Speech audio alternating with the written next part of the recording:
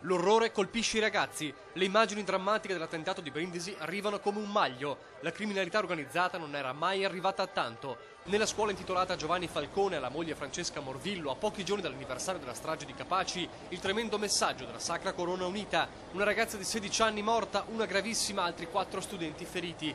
Per gli investigatori ci sono pochi dubbi, si tratta di una matrice mafiosa. E l'orrore rimbalza a Venezia. In mattinata il questore raccoglie l'input dal Ministero dell'Interno e dispone l'intensificazione dei servizi di vigilanza. Polizia e carabinieri chiamati a rafforzare il livello di sicurezza sia delle scuole sia degli obiettivi sensibili della città, che in questi giorni è particolarmente esposta. Massima allerta in Laguna, dove l'America Scappa ha attirato centinaia di migliaia di persone. Il servizio d'ordine e di controllo è già imponente, ma verrà ulteriormente rafforzato nel weekend ad alto tasso di allarme. Intanto chi ogni giorno combatte il pericolo mafie traduce con angoscia questo gesto di sfida della criminalità organizzata. Le mafie hanno più paura della cultura, della scuola, dell'educazione che della repressione e che del carcere. Non si fa attendere la reazione all'orrore dell'attentato. Bandiera a mezz'asta per 3 giorni nelle sedi istituzionali, come chiesto dal Premier Monti.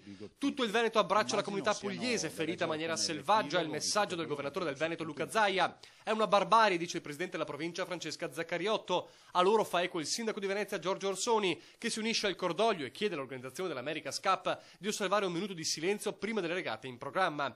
E poi loro, i ragazzi, la rete degli studenti medi del Veneto e l'Unione Studenti Universitari si ritrova davanti a Ca' Farsetti in serata. Sit-in con i fazzoletti bianchi al grido di "non ci fermerete". In piazza Ferretto a Mestre intanto scendono in piazza le donne di Se non ora quando e la CGIL con un suo presidio, mentre tutti i sindacati uniti lanciano l'organizzazione di una fiaccolata, di una manifestazione davanti alla prefettura per la giornata del 23 maggio, giorno dell'anniversario della strage di Capaci.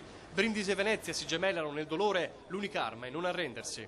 Noi continueremo il nostro impegno di Libera a contrastare ogni mafia, ogni criminalità e l'illegalità.